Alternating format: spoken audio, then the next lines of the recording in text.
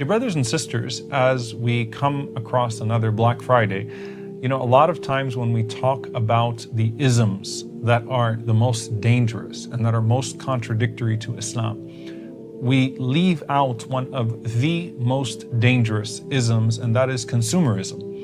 And subhanAllah, as you think about consumerism, you probably think, well, all it is maybe splurging a bit. All it is maybe going online and trying to find the best deal on that next product, and then having, with the technological advances in this world, the ability to just click a button and have it right at your door. Maybe that's what you think about. But there is a failure to calculate the dangers of consumerism as it relates to our spirituality, and that's what I wanted to speak about today. Allah subhanahu wa ta'ala uses the terms of buying and selling, of trade, to refer to our transaction that we have made with Him in entering into Islam throughout the Quran, right? So Allah subhanahu wa ta'ala, as He speaks about those who have purchased, أُولَٰئِكَ الَّذِينَ اشْتَرَوُا الضَّلَالَةَ بِالْهُدَى. There are those that have purchased misguidance using the currency of guidance. And sometimes you have to visualize. Imagine a person walking into the marketplace of this world and they purchase dalala, they purchase misguidance. And what do they purchase it with? Guidance. And you might think to yourself, well, who actually does that? Well, when a person goes to a place or puts themselves in a compromising situation, and in the process they compromise their Islam and they instead have an intake of something other than al-Islam, they are purchasing misguidance for guidance. And you see this, subhanAllah, especially where you'll find people that will sell their religion for so cheap. They'll sell their principles, and in the process they will earn the displeasure of Allah subhanahu wa ta'ala, and they will earn deprivation in this life. Allah Azza wa Jal mentions وَالْعَذَابِ بِالْمَغْفِرَةِ, that they're those who take the forgiveness from Allah subhanahu wa ta'ala and they purchase the punishment of Allah subhanahu wa ta'ala when they choose a sin intentionally and with a degree of intensity that shows that there is a disregard for Allah subhanahu wa ta'ala. Or when Allah subhanahu wa ta'ala mentions al-hayat ad-dunya bil-akhirah, right? There are those that purchase this world, and what they put in that purchase, what they enter as currency, is everything that Allah subhanahu wa ta'ala has promised of Jannah. Now think, on the other hand, when the Prophet sallallahu alaihi wasallam entered into Medina, and they entered into a covenant with the Prophet sallallahu alaihi wasallam, recognizing that as they enter into this covenant of belief, and as they enter into this covenant of protecting the Prophet ﷺ, who is a refugee, who is on the run, who is a targeted and marked man, and in the process they're going to lose all notions of safety that they have in this life.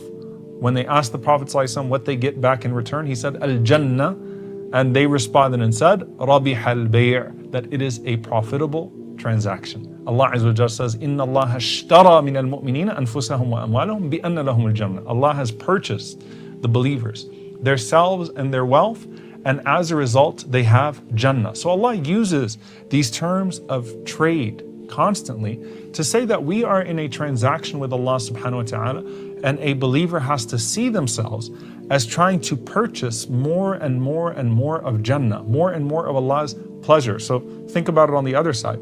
How do I purchase guidance? How do I purchase Allah's forgiveness? How do I purchase the akhirah instead? What's the currency that is required so that I could purchase those things constantly and seek more and more and more?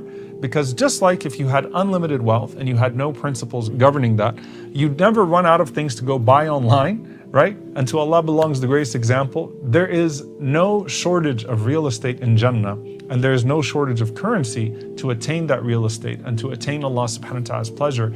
And Allah Azza wa Jal wants you to orient yourself in a different way towards where you are seeking more and more and more of what Allah subhanahu wa ta'ala has put in front of you. And this life, where a person feels like, you know what, I can purchase my happiness, or I am entitled. You'll find that many of those who speak about the philosophy of consumerism will say that there's an entitlement to gratification. I deserve, by virtue of having this money, I deserve to be treated in a certain way. I deserve to have access to certain things, and therefore I will purchase and buy and buy and buy. And maybe I'm not thinking about what that could actually lead me to, and what harm that could actually cause to myself and to other than myself. And subhanAllah, you'll find that Allah Azza wa Jal uses the word israf, wastefulness. Wastefulness in terms of extravagance of purchase and wastefulness in terms of sins. Allah Azza wa Jal mentions, قُلْ يَا عِبَادِيَ الَّذِينَ أَسْرَفُوا عَلَىٰ أَنفُسِهِمْ لَا تَقْنَطُوا مِنْ رَحْمَةِ اللَّهِ. Allah subhanahu wa ta'ala mentions that there is a notion of those who waste away in sin. And in that process, they are extravagant with themselves. They're extravagant with the sins that have been put in front of them. There's also a notion of the ethics of consumerism, the ethics of what you purchase. And subhanAllah, what you'll find is that there are unethical purchases and there are unethical pursuits of purchase. What does that mean? You go and you tell someone to boycott something for the sake of Allah subhanahu wa ta'ala. Right now, there is the boycotting of the products that benefit the Zionist occupation of Palestine. Someone's like, yeah, but at the same time, like, I'm going to have to sacrifice my comfort. I'm going to have to sacrifice this drink that I really love. I'm going to have to sacrifice this thing that I really love watching. I'm going to have to sacrifice this thing that, you know, I'm enjoying wearing, whatever it may be. And you think about the message that you are sending, right?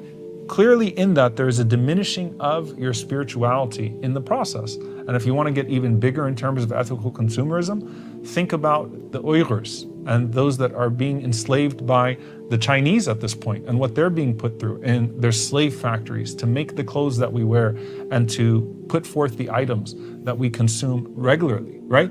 If a person becomes accustomed to israf, if a person becomes accustomed to wastefulness and extravagance, then they might find themselves in a situation where they just don't care anymore. And in the process, you are becoming a monster.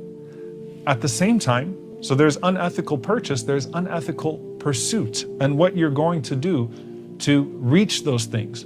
And when we talk about the love of this world, a person can find themselves in a situation where if they fall in love with the dunya too much, then what they're going to do is they're going to use everything that they have in front of them to reach that thing. And so first, it's an uncontrollable desire.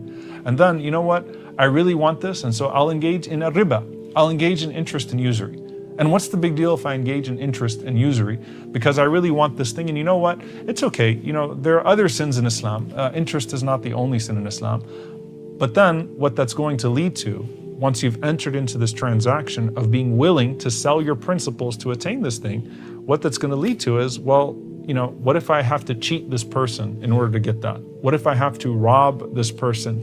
What if I have to be a little bit dishonest and deceptive with this transaction so that I can get more and more and more and more? And so the pursuit eventually becomes predatory as well. And by the way, the interest system is predatory as a whole, but let's put that to the side. The pursuit becomes predatory. And so initially, your desires are getting the best of you. You just want more and more and more of this dunya. At some point though, you're going to be willing to trample anyone in the pursuit of what you want of more and more and more of this dunya. Now I want you to think about this narration. It's narrated to the Prophet ﷺ, and some of the ulama, many of them in fact, find a weakness in the chain, but every scholar will say that the meaning of this narration is indeed authentic. حُبُّ الدُّنْيَا رَأْسُ كُلِّ خَطِيئَةٍ. That the love of this world is at the heart of every single sin. That if you love the world too much, then that is going to lead you to a path of destruction one way or the other. It is at the root cause of every sinful disease that we have. It is at the root cause of every path away from Allah subhanahu wa ta'ala. Loving this world too much. And consumerism puts you in a situation to where you think that you can purchase your happiness. And as Muslims, we learn that our happiness comes from enslaving ourselves to Allah subhanahu wa ta'ala, and true liberation comes from engaging in that servitude of Allah subhanahu wa ta'ala and trying to gain more and more and more of the good deeds that are ahead of us. Instead, I want you to think about how far it can go in terms of changing yourself. You know, consumerism doesn't just turn you into an uncontrollable customer or a customer who won't stop at anything. Consumerism also can teach you that purchasing a version of yourself is possible, that you can remake yourself in a way that is completely in opposition to what Allah subhanahu wa ta'ala made you and how Allah subhanahu wa ta'ala has determined your role in this earth. And if you go down that path, then you start to turn yourself into your own God. And this is أَرَأَيْتَ مَنِ اتَّخَذَ إِلَهَهُ هَوَى. Do you see the person who has turned their desires into their God? Your idol actually becomes yourself. And so do you means buy you, means spend money so that you can become the version of you that you want to be. Forget about everyone else in the process. Forget about the effect that's going to have on society. Forget about the effect that's going to have on your hereafter.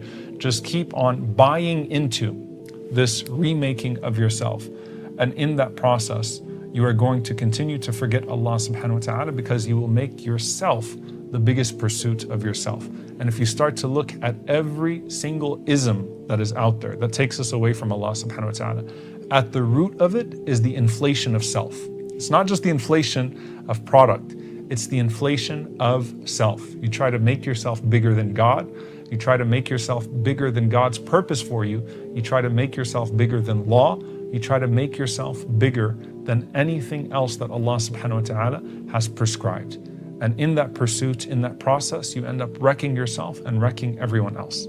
Coming back to how Allah subhanahu wa ta'ala treats this, Allah subhanahu wa ta'ala says, redirect your pursuit. Allah subhanahu wa ta'ala teaches you to redirect your sense of competition. Allah subhanahu wa ta'ala directs you to this idea that by putting yourself in a place of being content with the blessings that Allah has given you and pursuing His higher reward, that you will end up having the happiness that is sought in everything else and more. Because Allah subhanahu wa ta'ala will fill the void in your heart that other people try to fill with products. And so we ask Allah subhanahu wa ta'ala to make us a people that are pleased with what He has given us in this dunya, and that are attached to the akhirah, and that are seeking more and more and more of the hereafter, so that we do not become amongst those that are called or that are under al-hakum wa-takathur, those that are ruined by their pursuit of quantity. We ask Allah subhanahu wa ta'ala to make us a people that seek the best of this life and the best of the next through pleasing Him. رَبَّنَا آتِنَا فِي الدُّنْيَا حَسَنَةً وَفِي الْآخِرَةِ حَسَنَةً وَقِنَا عَذَابَ النَّارِ. Allahumma ameen. Jazakum Allahu khairan. Wassalamu alaikum wa rahmatullahi wa barakatuh. It's very difficult to find peace in today's world. Everyone wants to find peace. They have everything. Money, a nice house, a nice car. But they lack peace in their lives. Everyone is troubled. We'll bring you videos you can listen to every night before bed. You'll enjoy them and find peace. Stay connected, support us, so we can continue to bring you videos like this. When you listen to videos like this, you should feel every word. What is being said in this video? Are we doing it? And are you expressing your own feelings? Apply it to your life so it can improve. We truly hope you'll find some benefit from this video.